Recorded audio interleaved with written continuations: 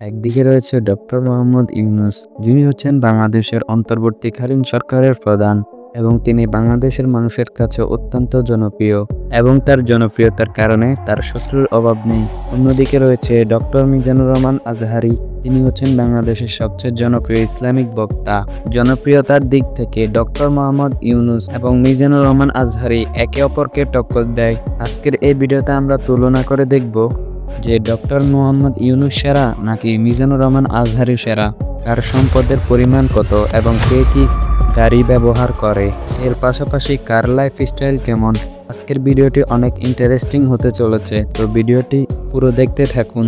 আজকের ভিডিওতে আমরা প্রথমে জানব ডক্টর মোহাম্মদ ইউনূস সম্পর্কে, এরপর আমরা দেখব মিজানুর রহমান আজহারীর লাইফস্টাইল সম্পর্কে। তো চলুন জেনে আসি ডক্টর মোহাম্মদ ইউনূস সম্পর্কে। ডক্টর মোহাম্মদ ইউনূস হচ্ছে বাংলাদেশের অন্তর্বর্তীকালীন সরকারের প্রধান, মানে তিনি বাংলাদেশের প্রধানমন্ত্রীর সমকক্ষে রয়েছেন। ডক্টর মোহাম্মদ ইউনূস 1940 সালে চট্টগ্রামের হাটহাজারীতে জন্মগ্রহণ করেন। সে হিসেবে তার বর্তমান বয়স 84 বছর। ডক্টর মোহাম্মদ ইউনূসের বাবা একজন হাজী ছিলেন এবং তার মায়ের নাম হচ্ছে সুফিয়া খাতুন। তারা 9 ভাই বোনের মধ্যে ডক্টর ইউনূস ছিলেন তৃতীয়। ডক্টর ইউনূস হচ্ছেন একজন অর্থনীতিবিদ এবং উদ্যোক্তা। তিনি 1986 সালে গ্রামীণ ব্যাংক প্রতিষ্ঠিত করেন এবং গ্রামীণ ব্যাংক প্রতিষ্ঠিত করার কারণে তিনি 2006 সালে নোবেল পুরস্কার পান। ডক্টর ইউনূস 122টি দেশ থেকে 126টি নোবেল পুরস্কার অর্জন করেছিলেন। বিভিন্ন সূত্র থেকে জানা গেছে যে বর্তমানে তার সম্পদের পরিমাণ $10 মিলিয়ন, যা বাংলা টাকায় মোটামুটি 120 কোটি টাকা। ডক্টর ইউনূস বাংলাদেশের প্রধানমন্ত্রী হওয়ার পর থেকে তার পিছনে অনেক শত্রু লেগে গিয়েছে। অনেক মানুষ রয়েছে তাকে মারতে চায় এবং আবারও ক্ষমতায় আসতে চায়। ডক্টর মোহাম্মদ ইউনূসকে বর্তমানে সুরক্ষা দিচ্ছে এসএসএফ। স্পেশাল সিকিউরিটি ফোর্সের সদস্যরা সবসময় তাকে সুরক্ষা দিয়ে যাচ্ছে। তারা যে সকল অস্ত্র ব্যবহার করে থাকে এগুলো খুবই উন্নত মানের। সাধারণত নৌবাহিনীর অফিসার এবং বাংলাদেশ সেনাবাহিনীও এই অস্ত্রগুলো ব্যবহার করতে পারে না। স্পেশাল সিকিউরিটি ফোর্স তাদের যাত্রা শুরু করেছিলেন 1982 সালে। বাংলাদেশের সাবেক রাষ্ট্রপতি হোসেন মোহাম্মদ এই স্পেশাল সিকিউরিটি ফোর্সকে প্রতিষ্ঠিত করেছিলেন। বর্তমানে এই বাহিনীর সদস্য সংখ্যা প্রায় 2000। ডক্টর মোহাম্মদ ইউনূস যে সময় যেখানে যাবে তখন সেখানকার নিরাপত্তা দিয়ে থাকে এই special security force. Doctor Mohammad Yunus যদি কখনো জনসভায় যান, তার বেশ কয়েকদিন আগে থেকেই স্পেশাল ফোর্সের সদস্যরা এই এলাকায় পৌঁছে যায় এবং সেই এলাকা পর্যবেক্ষণ করবে। যদি স্পেশাল সিকিউরিটির মনে হয় কোনো ব্যক্তি ডক্টর মোহাম্মদ ইউনূসের উপর আক্রমণ করতে পারে, তখন এসএসএফ এর সদস্যরা শত্রুপক্ষ কিছু বুঝে ওঠার আগেই তার উপর আক্রমণ করে ধরাশায়ী করে ফেলবে। কোনো ব্যক্তিকে শুট করার জন্য এসএসএফ এর কারোর থেকে অনুমতি নেওয়ার দরকার প্রয়োজন হয় না। ডক্টর ইউনূসের সুরক্ষা ব্যবস্থার অন্যতম মাধ্যম হচ্ছে গাড়ি। বর্তমানে তিনি ব্যবহার করছেন মার্সিডিজ A650 গার্ড। পৃথিবীর অন্য সকল দেশ প্রধান যেমন কিং জং উন এবং ভ্লাদিমির পুতিন এই গাড়িটি ব্যবহার করে থাকে এবং ভারতের প্রধানমন্ত্রী নরেন্দ্র মোদী এই মডেলের গাড়িটি ব্যবহার করে থাকে। পৃথিবীর মধ্যে যত ধরনের বন্দুক রয়েছে সবকিছু ব্যবহার করেও এই গাড়িটির গ্লাস ভাঙা সম্ভব না। তাছাড়াও এই গাড়িটিতে যত বোমা হামলাই হোক না কেন এই গাড়িটির কোনো ক্ষতি হবে না। এছাড়াও গাড়িটির সাথে সরাসরি স্যাটেলাইট সিস্টেম কমিউনিকেশন রয়েছে। গাড়িটির ভিতরে অক্সিজেন সাপ্লাই এবং এয়ার সাপ্লাই ব্যবস্থা রয়েছে। গাড়িটির টায়ার যদি পাংচার হয়ে যায় তাহলে এই অবস্থায় গাড়িটি 80 কিলোমিটার পর্যন্ত যেতে পারবে। এছাড়াও ডক্টর ইউনূস ব্যবহার করে থাকে মার্সিডিজ G63MG। এটি হচ্ছে এই পৃথিবীর সবচেয়ে সুরক্ষিত এসইউভি। এটি হচ্ছে বুলেট প্রুফ এবং গ্রেনেড প্রুফ এসইউভি। ডক্টর ইউনূসের গাড়ি বহর যখন যায় তখন এই গাড়িটি লক্ষ্য করবেন। ডক্টর ইউনূস যেখানে যাবে এই গাড়িটি তার আশেপাশে থাকবে। এই গাড়িটির উপরে রয়েছে রেডিও কন্ট্রোল ডিভাইস। এই যন্ত্রের কাজ হচ্ছে ডক্টর মোহাম্মদ ইউনূসের আশেপাশে যদি কেউ রিমোট কন্ট্রোল বুম হামলা করতে চায় তাহলে এই যন্ত্রটি তখন ওই রিমোটটির নেটওয়ার্ক জাম করে দেয়। ডক্টর মোহাম্মদ ইউনূস দেশের এক জায়গা থেকে অন্য একটি জায়গায় যাওয়ার সময় মাইট হেলিকপ্টারটি ব্যবহার করে থাকেন। পৃথিবীর সবচেয়ে শক্তিশালী হেলিকপ্টারদের মধ্যে এটি অন্যতম। এই মডেলের হেলিকপ্টার ব্যবহার করে থাকে ভ্লাদিমির পুতিন এবং নরেন্দ্র মোদী। ডক্টর মোহাম্মদ ইউনূস যদি দেশের বাইরে যান তাহলে তার জন্য বরাদ্দ রয়েছে বোয়িং 787 বিমান। বাংলাদেশ সরকারের প্রধান যে হবে তার জন্য এই বিমানটি বরাদ্দ রয়েছে। এটি হচ্ছে পৃথিবীর সবথেকে লাক্সারিয়াস বিমান। এই বিমানটি ব্যবহার করে ডক্টর মোহাম্মদ ইউনূস কয়েক ঘন্টার মধ্যে পৃথিবীর যে কোনো দেশে যেতে পারবে। আপনারা দেখতে পেলেন ডক্টর মোহাম্মদ ইউনূস কতটা জনপ্রিয় এবং সুরক্ষিত ব্যক্তি। এবার আমরা জানবো ডক্টর মিজানুর রহমান আজহারী সম্পর্কে। বন্ধুরা, বাংলাদেশের পাশাপাশি বিশ্বের জনপ্রিয় একজন ইসলামিক স্কলার এই ডক্টর মিজানুর রহমান আজহারী। তিনি বাংলাদেশের সবথেকে জনপ্রিয় ইসলামিক স্কলার এবং মিজানুর রহমান আজহারীর গাড়িবহর দেখে আপনি বুঝতে পারবেন যে তিনি সাধারণ কোনো আলেম নন। তিনি হেলিকপ্টার নিয়ে ওয়াজ মাহফিলে আসেন এবং তার গাড়িবহর যখন যায় তখন দেখে মনে হবে কোনো সিনেমার শুটিং হচ্ছে, কারণ একই লাইনে 4 থেকে 5টা গাড়ি যেতেই থাকে। মিজানুর রহমান আজহারী গাড়ির বহর নিয়ে চলাফেরা করেন এবং ডক্টর মোহাম্মদ ইউনূসের মতো তার সিকিউরিটি প্রোটোকল রয়েছে এবং কি মিজানুর রহমান আজহারীর সামনে একটি জেলার এসপি পর্যন্ত দৌড়াতে থাকে শুধুমাত্র আজহারীকে সিকিউরিটি দেওয়ার জন্য। এবং আজহারী এতটাই জনপ্রিয় যে হেলিকপ্টার থেকে স্টেজে পৌঁছাতে 1 থেকে 2 ঘন্টা পর্যন্ত সময় লেগে যায়, কারণ মানুষ তাকে রীতিমতো ঘিরে ফেলে শুধুমাত্র তার স্পর্শ পাওয়ার জন্য। মিজানুর রহমান আজহারী বেশ কয়েকটি উৎস থেকে আয় করে থাকে। তার সোশ্যাল মিডিয়া প্ল্যাটফর্ম রয়েছে, যেমন তার রয়েছে একটি বড় ইউটিউব চ্যানেল যেখানে 3 মিলিয়নের উপরে সাবস্ক্রাইবার রয়েছে। এছাড়াও বিশাল বড় ফেসবুক পেজ রয়েছে। তার ফেসবুক পেজের ফলোয়ার সংখ্যা 8 মিলিয়নের উপরে। এছাড়াও মিজানুর রহমান আজহারী আয় করে থাকে বই লেখালেখির মাধ্যমে।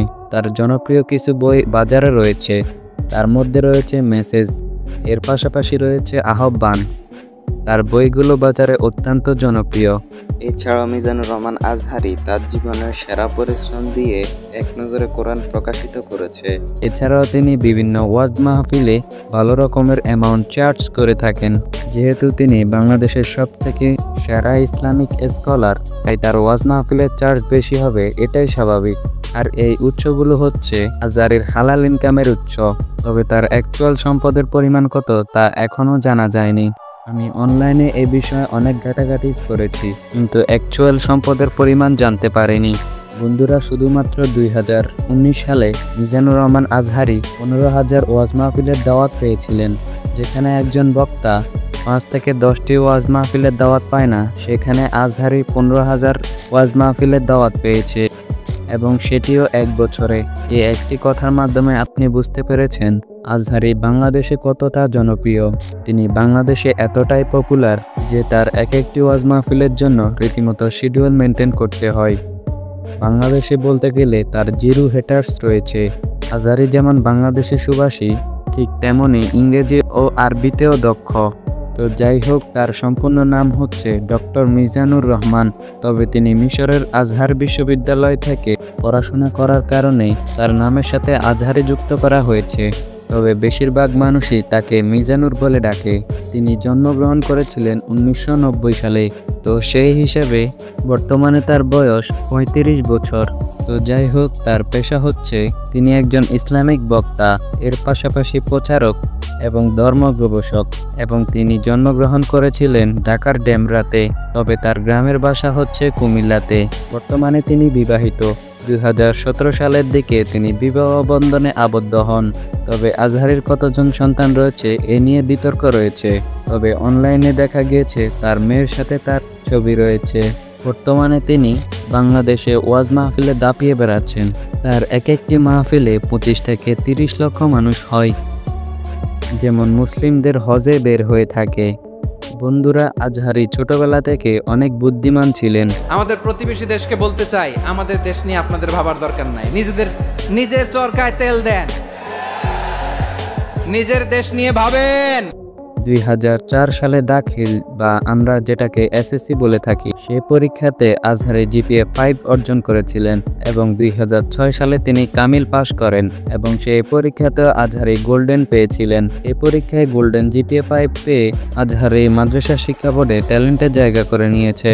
2007 ইসলামিক ফাউন্ডেশন কর্তৃক মিশর সরকার শিক্ষাবৃত্তি পরীক্ষায় এবং হাজার হাজার কওমি এবং মাদ্রাসা ছাত্রদের মধ্যে এই মিজানুর রহমান আজহারী প্রথম স্থান অর্জন করেছে। এই পরীক্ষায় তিনি প্রথম স্থান অর্জন করার কারণে আজহার বিশ্ববিদ্যালয়ে পড়াশোনার সুযোগ পেয়েছিলেন। তখন থেকে এই বিশ্ববিদ্যালয়ে পড়াশোনা করতেন তিনি। ভারত যদি বন্ধুত্ব উপহার দেয়, আমরাও বন্ধুত্ব দিব। কি বলেন?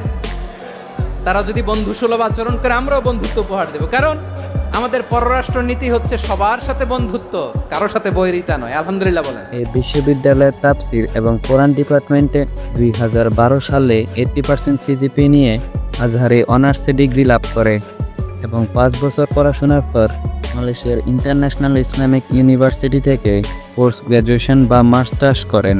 এরপর থেকে তিনি সেখানে পিএইচডি করার সিদ্ধান্ত নিয়েছিলেন। এই বিশ্ববিদ্যালয় থেকে পিএইচডি শেষ করার পর তার নামের আগে ডক্টর যোগ হয়। তবে বন্ধুরা, অনেক মানুষ রয়েছে যারা আজহারির পেছনে পড়ে থাকে। আমার মনে হয় যারা আজহারিকে সহ্য করতে পারে না, তাদের ইসলাম সম্পর্কে খুব কম জ্ঞান রয়েছে। আসলে বাংলাদেশের শিক্ষিত সমাজ এটা ভালো করে জানে যে আজহারি কেমন মানুষ এবং তার সক্ষমতা কতটুকু। শেখ হাসিনা সরকারের কারণে আজহারিকে দেশ ত্যাগ করতে হয়েছিল, আর এই প্রতিবাদ দেখা গিয়েছিল আজহারির সাম্প্রতিক ওয়াজ মাহফিলে। তার বেশ কিছু কথা থেকে বোঝা গিয়েছে আজহারি শেখ হাসিনা সরকারের উপর কতটা রেগে আছে। তার বিভিন্ন ওয়াজ মাহফিলে হাসিনা সরকারকে আচ্ছা করে দোলাই দিচ্ছেন আজহারি। বন্ধুরা, আজহারি বলেছেন শেখ হাসিনা সরকার ক্ষমতায় থাকাকালীন বেশ কয়েকবার অনুমতি চাওয়া হয়েছিল, কিন্তু আজহারিকে একবারও অনুমতি দেওয়া হয়নি। আমাদের বিশ্ববিদ্যালয়ের ক্যাম্পাসগুলোতে রিসার্চ হোক, উন্নত মানের রিসার্চ, গবেষণা হোক, যেরকম আমরা অন্যান্য দেশে দেখি। যেই ছাত্রদের হাতে কলম লেগেছে, ওই হাতে অস্ত্রের স্পর্শ না লাগুক। চিল্লায় বলেন ঠিক কিনা?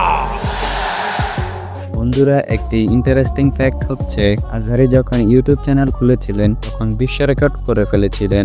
আসলে ইউটিউব চ্যানেলটি ক্রিয়েট করার আগে তিনি তার ফেসবুক পেজে বলেছিলেন যে আমি একটি ইউটিউব চ্যানেল খুলছি, আপনারা সেখানে সাবস্ক্রাইব করুন। তো আজহারি যখন তার নতুন ইউটিউব চ্যানেল খুলেছিল তখন কোনো ভিডিও ছাড়ার আগেই সে চ্যানেলে 1 লক্ষ সাবস্ক্রাইবার হয়ে যায় এবং মিজানুর রহমান আজহারের 1 মিলিয়ন সাবস্ক্রাইবার হয়ে যায় মাত্র 17 দিনে। পুরো দক্ষিণ এশিয়ার মধ্যে আর কারো রেকর্ড নেই মাত্র 17 দিনে 1 মিলিয়ন সাবস্ক্রাইবার অর্জন করবে। আমরা নতুন ভোরের বাংলাদেশে বুক বাঁধা স্বপ্ন নিয়ে সামনে আগাতে চাই।